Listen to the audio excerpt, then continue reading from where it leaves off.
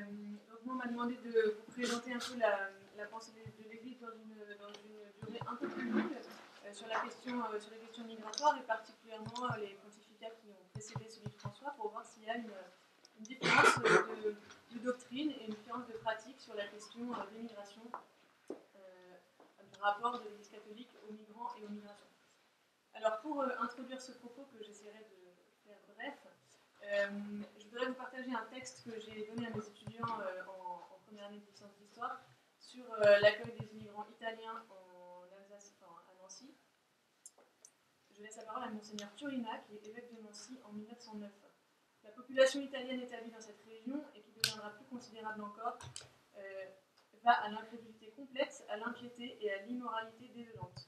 Elle est déjà et elle deviendra encore un grand péril pour les populations de ce pays, au milieu desquelles elle vit et auxquelles elle s'unit par des relations quotidiennes, parfois par des mariages.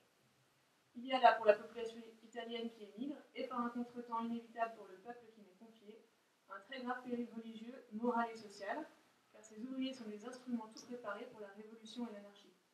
À ce péril, il faut opposer sans retard les moyens les plus puissants.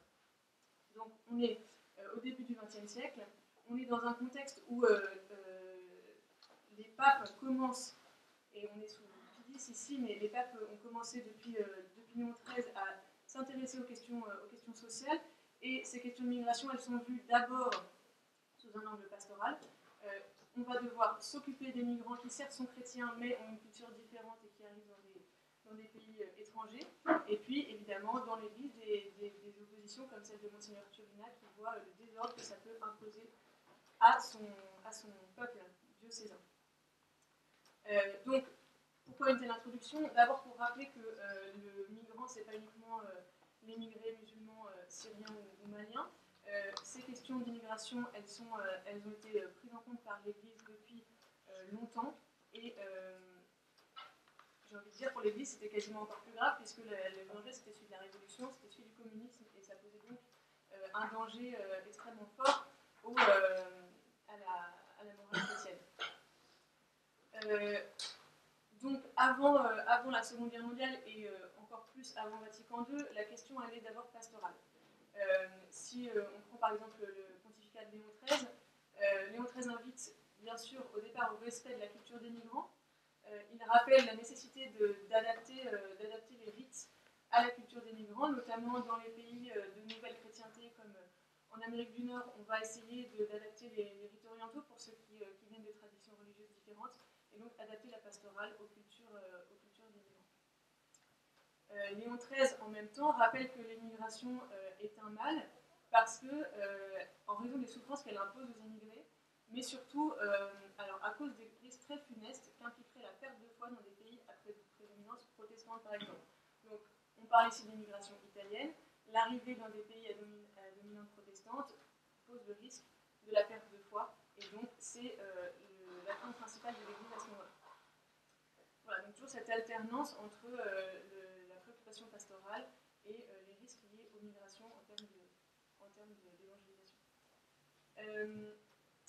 Le paradigme change vraiment après la Seconde Guerre mondiale, puisque on n'est plus dans une question d'Européens de racines chrétiennes qui partent dans des pays qui partent à l'extérieur de l'Europe, mais on parle des grands mouvements de réfugiés à l'intérieur de l'Europe à la suite de la Seconde Guerre mondiale, toute la question des déplacés au moment de la libération et au moment de la reconstruction de l'Europe. C'est le moment des grands organismes internationaux, de la création de la CIMAD par exemple, dans lequel des pasteurs protestants sont beaucoup impliqués, mais aussi des élèves catholiques. Et donc l'Église catholique va chercher à s'emparer de cette question, d'autant plus qu'on entre aussi dans la période de la décolonisation et des mouvements migratoires sud-nord qui commencent à se développer. Donc, véritable accélération de la doctrine de l'Église à propos des migrations. Alors, trois textes principaux vont prendre en compte cette question des migrations. D'abord, Exul Familia, 1952, du pape Pie XII. Deuxième encyclique, c'est Pastoralis Migratorum Cura, de Paul VI en 1969. Et la dernière, c'est Jean-Paul II en 2004, Erga Migrantes Carita Christi. Donc c'est l'ensemble de ces textes qui constitue la principale source sur les migrations, avec évidemment Gaudium et Spes, la grande constitution de Vatican II, qui elle aussi mentionne les migrants et leurs droits. Donc Donc, je vais essayer rapidement de voir les visions des papes en s'appuyant sur ces encycliques.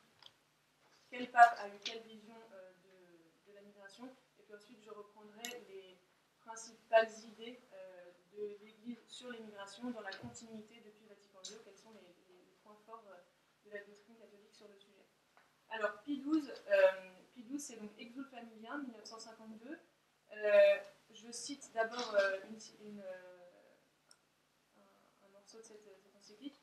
Tout immigré qui frappe à notre porte est une occasion de rencontre avec Jésus-Christ, qui s'identifie à l'étranger de toute époque, accueilli ou rejeté. Le Seigneur confie à l'amour maternel de l'Église tout être humain contraint à quitter sa propre patrie à la recherche d'un avenir meilleur. Exul Familia, c'est une encyclique qui a une vision très positive de la migration. Pourquoi ? Parce que Pie XII considère encore à cette époque-là que sa vision, qui est une vision personnelle, c'est encore des Européens qui quittent le continent. Et donc pour lui, tout Européen qui quitte le continent sera porteur de valeurs chrétiennes. Et donc la migration est vue de manière positive. Cela dit, il va poser un principe qui est important. Il dit l'idée que la migration a pour objectif naturel de réaliser la distribution la plus favorable des hommes sur la surface de la terre cultivée. Et il rajoute cette surface que Dieu a créée et préparée pour l'usage de tous. Donc, ce qui est introduit ici, c'est le principe de la destination universelle des biens et de la terre comme destination universelle des biens pour tout homme, sans considération de frontières ou d'appartenance nationale. C'est un premier principe qui sera repris par les papes suivants et qui constituera la base de la doctrine catholique sur la question.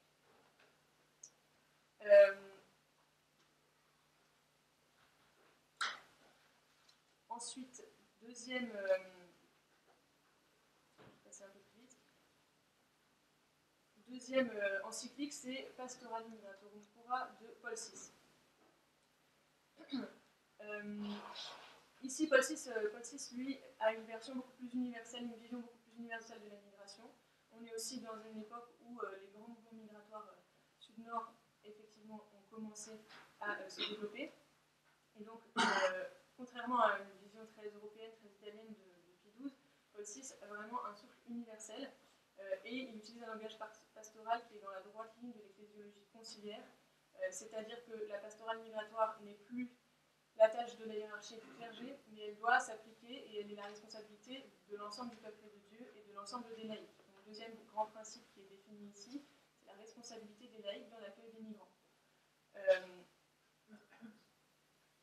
C'est le premier aussi, à ma connaissance, ou dans ce que j'ai trouvé, à parler du phénomène migratoire comme un signe des temps. Le pape François parle beaucoup de la migration comme un signe des temps, et cette expression, elle a été employée par Paul VI, puis par Jean-Paul II, pour parler de l'immigration. Il parle des migrations comme le miroir d'une société qui prend conscience du chemin ardu de l'unité de la famille humaine. Voilà, donc une encyclique qui a un souffle beaucoup plus universel et qui, en fait, a aussi une préoccupation à nouveau pastorale et qui demande sa principale innovation, c'est l'implication des laïcs dans l'accueil des migrants. Toujours un accueil des migrants qui va toujours de pair, jusqu'à très récemment, avec la préoccupation pastorale. C'est-à-dire que quand je dis accueil des migrants, ce n'est pas au sens auquel on entend aujourd'hui, c'est un accueil qui va de pair avec l'évangélisation. C'est vraiment des structures ecclésiales qui ont pour but d'accueillir les migrants chrétiens, de leur proposer une pastorale qui soit en accord avec leur culture et leur langue. On ne parle pas du tout des migrants non chrétiens. Avec Jean-Paul II, donc évidemment, l'héritage conciliaire atteint son bon avènement, et le paradigme va changer. Pourquoi ? Parce que le souci pastoral reste le même, mais vous savez bien, Jean-Paul II insiste et réoriente sa pastorale pour inclure les droits humains, les droits de tous hommes. Donc on passe d'un souci humanitaire et pastoral à des appels forts et constants au respect et à la mise en application des droits humains, des droits de l'homme. Donc, ce faisant, on sort des frontières de l'Église et du souci pastoral pour entrer dans la question de la dignité humaine dans son ensemble, quelles que soient les conditions et les religions des personnes. Dès sa première encyclique, qui est Redemptor Hominis, qui date de 1979, donc un an après son élection, Jean-Paul II imprime à l'action de l'Église une dimension internationale internationale, et lorsqu'il parle des droits humains, il mentionne à plusieurs reprises les migrants. À la suite de cette encyclique, il prononce un grand discours aux Nations Unies le 2 octobre 1979, dans lequel il va mentionner spécifiquement les migrants, le droit à la liberté de mouvement, à la migration interne et internationale, droit à la nationalité et à la résidence, à la participation politique. Et puisque Jean-Paul II ne serait pas Jean-Paul II sans une mention culturelle, il dit qu'il inclut les droits culturels dans le noyau constitutif de la personne, non seulement au niveau individuel, mais aussi au niveau collectif. Il mentionne, Jean-Paul II, dans ses interventions sur les migrants, particulièrement le regroupement familial. Alors c'est un des aspects de sa pastorale, puisqu'en fait, tous les ans, à l'occasion de la journée des migrants, qui date, son instauration date du début du siècle, il va développer un thème de l'accueil des migrants par l'Église. Donc les 25 ans de son pontificat constituent une chaise vraiment forte sur la question des migrants, mais je prends ce point spécifiquement parce que c'est lui qui en parle en premier dans la charte des droits de la famille, qui est une charte de 1983, qui pose les principes des questions familiales, la vision familiale de l'Église, pardon. Donc on va parler des choses de morale assez traditionnelles. Et dans le dernier article, article 12, il parle du regroupement familial. Les familles des migrants ont droit à la même protection sociale que celle accordée aux autres familles. Ils ont droit au respect de leur propre culture et au soutien et à l'assistance nécessaire à leur intégration dans la communauté à laquelle elles apportent leur contribution. Les travailleurs immigrés ont droit à voir leur famille les rejoindre aussitôt que possible. Ils ont droit à l'assistance des pouvoirs publics et des organisations internationales pour faciliter le regroupement de leur famille.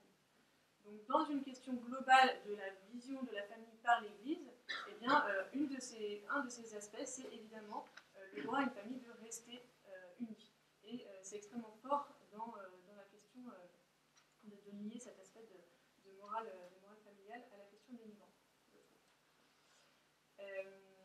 Dernier aspect du discours de Jean-Paul II qui sort un peu de ce qu'on a pu dire avant, c'est la question de la migration comme un mal nécessaire.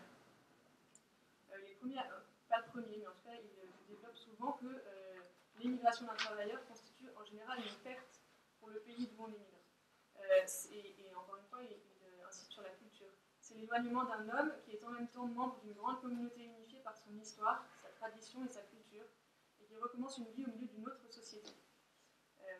Et pourtant, même si l'émigration est sous certains aspects un mal, celui-ci est en des circonstances déterminées ce qu'on appelle un mal nécessaire. C'est-à-dire que souvent, parfois, l'émigration n'est pas un choix ou une nécessité pour la personne qui prend la route. Et donc ça, c'est une ligne de discours qui va se développer souvent, à partir de Jean-Paul II. C'est à partir de Jean-Paul II un point qui va devenir central dans la question des migrants et dans la manière dont elle est traitée par l'Église, c'est-à-dire que les migrants sont le sous-produit des inégalités à l'échelle internationale et des conflits. Il dit que ce mal est nécessaire tant que persistent les facteurs qui poussent des personnes à s'exiler. Donc il les cite, les conflits internes, les guerres, le système de gouvernement, la distribution inique des ressources économiques, la politique agricole incohérente, l'industrialisation irrationnelle, la corruption envahissante. Donc ici, on est dans vraiment une énonciation forte des systèmes qui poussent les personnes à émigrer. Ça devient donc vraiment un corollaire à cette question du discours sur l'immigration. Dernière encyclique fondamentale sur la question des migrants, donc celle de Jean-Paul II un an avant sa mort, en 2004, Erga Migrantes Caritatis Christi. C'est à nouveau une encyclique pastorale, mais qui cette fois-ci va prendre en considération les migrants qui sont non chrétiens. Qui sont non chrétiens ou qui sont d'autres confessions chrétiennes ou non chrétiens ou athées.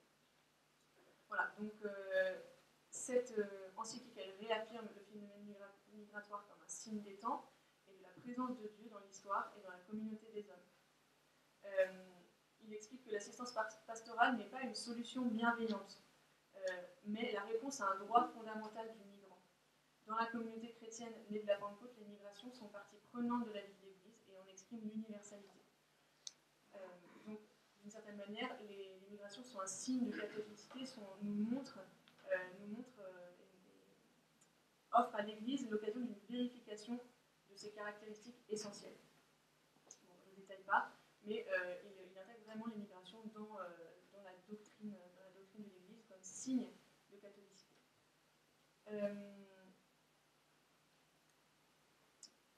Alors, il y a une certaine critique vis-à-vis de cette encyclique qui est assez récente, 2004, parce que le dialogue interreligieux et le dialogue interculturel est vu dans une vision assez défensive, c'est-à-dire comme une certaine menace pour le contenu de la foi. Alors, pour la première fois, on fait attention à ces migrants non chrétiens, mais en même temps, on cherche tout de même à redéfinir que l'Église est la voie ordinaire du salut et qu'elle seule possède la plénitude des moyens du salut. D'accord, donc il n'y a pas d'innovation sur la manière dont le dialogue interreligieux doit se faire en situation de migration. Nous arrivons donc au pontificat de Benoît XVI.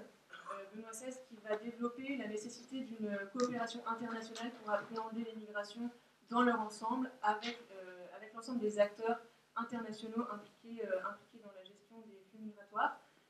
Il rappelle à quel point la question migratoire n'est pas une question nationale et à quel point il y a une nécessité de développer une coopération. Je cite, c'est uniquement en développant cette coopération internationale que les migrants ne seront pas considérés comme une marchandise ou simplement comme une force de travail, comme n'importe quel autre facteur de production, mais comme une personne humaine qui en tant que telle possède des droits fondamentaux inaliénables qui doivent être respectés par tous et en toutes circonstances. Donc, difficile d'utiliser Benoît XVI dans un discours anti-migrant lorsqu'on entend que voilà, ces droits ils sont fondamentaux, ils sont inaliénables. On peut penser au traitement du migrant à Calais. Ici, je n'en dis pas plus, mais peut faire écho à ces paroles. Très très rapidement, les principes généraux. Donc, qu'est-ce qui depuis Vatican II, est un fil tiré sont les principes toujours réaffirmés par le catéchisme et par les différents papes qui se succèdent malgré parfois leur différence de vision ou de personnalité. Principes généraux, en fait, ils sont résumés dans le catéchisme de l'Église catholique par cette phrase. Les nations mieux pourvues sont tenues d'accueillir autant que faire se peut l'étranger en quête de sécurité et des ressources vitales qu'il ne peut trouver dans son pays d'origine. Donc ici, on a évidemment la quête de sécurité qui fait référence en termes juridiques au droit d'asile, mais aussi à des ressources vitales qu'il ne peut trouver dans son pays d'origine. Donc ici, cette définition, elle vient casser la distinction qui est faite entre réfugiés politiques et migrants économiques. D'accord, les ressources vitales, c'est bien une nécessité économique et c'est considéré sur le même plan que la question du danger et de la sécurité. Encore une fois, le fondement de ce devoir, il n'est pas juridique mais il est théologique, c'est l'application du principe de destination universelle des biens, selon lequel Dieu veut que tout être humain trouve sur terre de quoi vivre et de quoi vivre dignement. Voilà, je passe.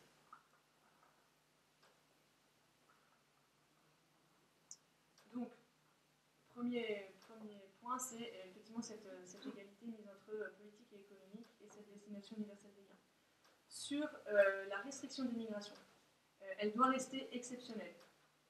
Jean 23 dit « Tout homme a le droit, moyennant des motifs valables, de se rendre à l'étranger et de s'y fixer. » Évidemment, donc c'est le principe de base. Et il continue les États ne peuvent restreindre cette liberté, sauf si cela est exigé par des motifs graves et objectivement fondés, relevant du bien commun. Ici, évidemment, le débat, ce sera sur les motifs graves et objectivement fondés. À partir de quand est-ce qu'on peut dire qu'on refuse l'immigration pour un motif grave?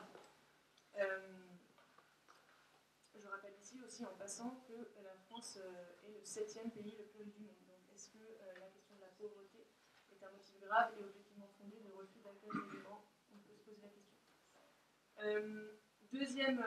Deuxième chose, et c'est ce que je viens de dire, c'est que, surtout pour l'obligation, s'applique surtout aux pays riches.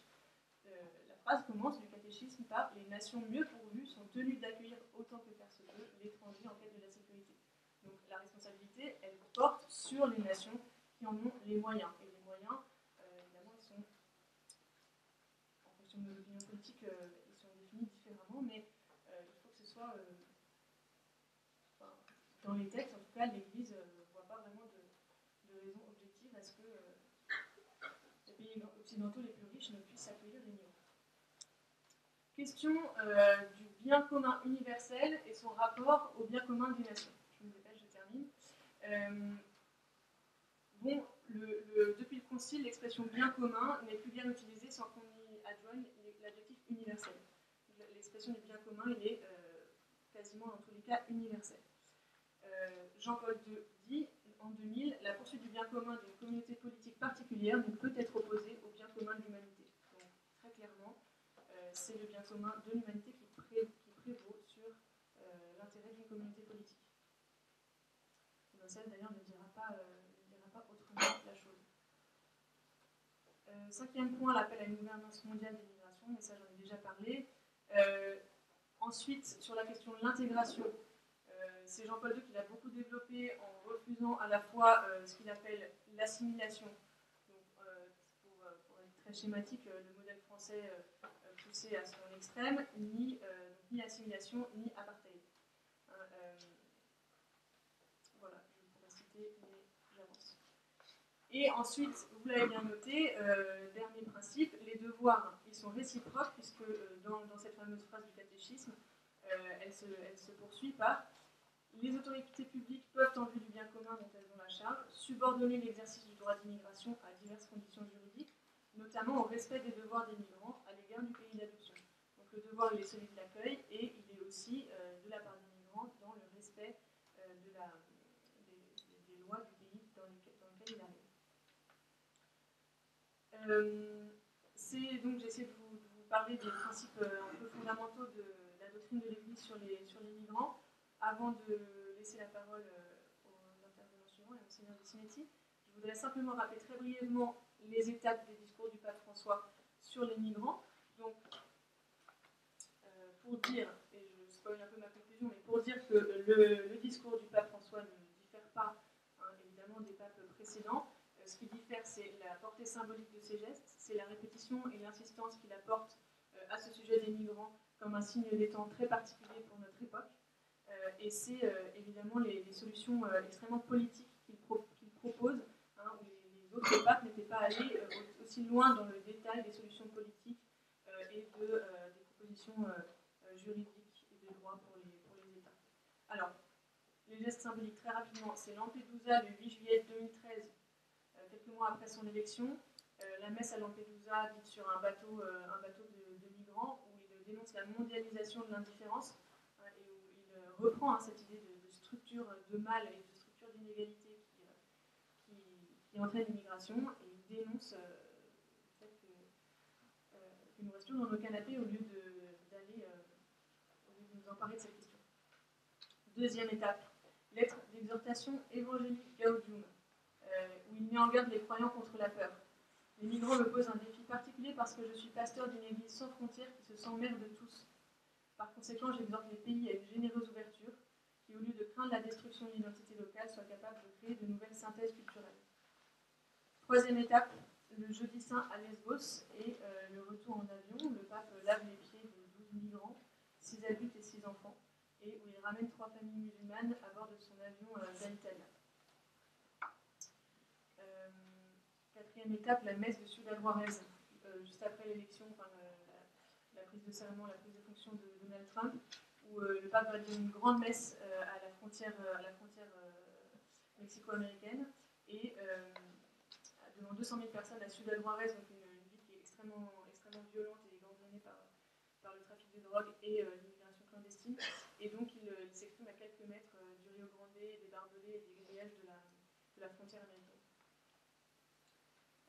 Donc à partir de ces gestes, il ne cesse dimanche après dimanche, communication après communication, et aussi à l'occasion des journées des migrants, d'appeler la communauté internationale à agir. Et un des derniers temps forts, c'est ces 21 points, 21 mesures voulues par le pape François pour l'immigration en août 2017 à l'occasion de la journée des migrants, dans lequel il donne vraiment des instructions politiques, des recommandations politiques claires. Voilà, je conclus sur cette formule du mur de Berlin du pape François. Il a fait de cette question des migrants vraiment le temps fort de son pontificat, même si évidemment il dit autre chose.